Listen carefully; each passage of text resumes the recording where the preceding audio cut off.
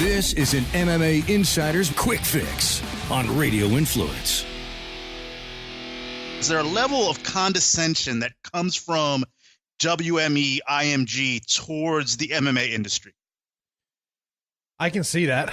I can definitely see that. I mean, it's, to me, I look at that whole retreat.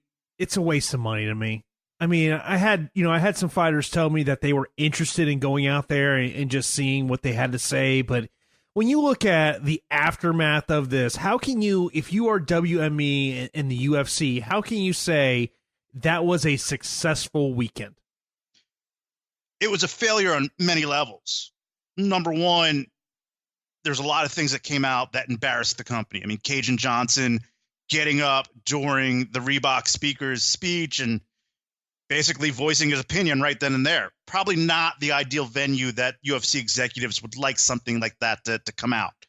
You look at the Angela Magana getting punched incident on tape, world star hip hop moment for the UFC. Not a good look.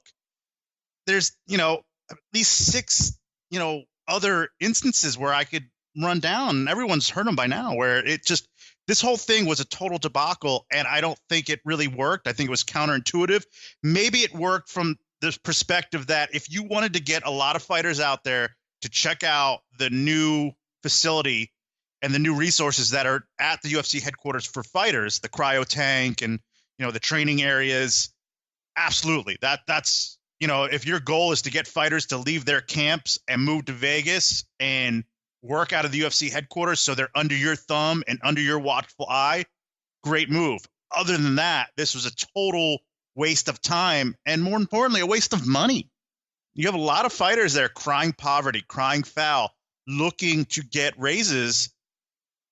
And I came up with a mathematical equation. I was going to go over it, on the show today, Jason, and say this probably costs this much, that costs this much. But then Kat Zingano did her interview for MMA Fighting and basically said, it had to have cost millions of dollars. I mean, your low end, maybe 750,000, but that's people are probably laughing at that because that's very low end. It was well over $1 million. The MMA Insiders can be found on iTunes, Stitcher, and RadioInfluence.com.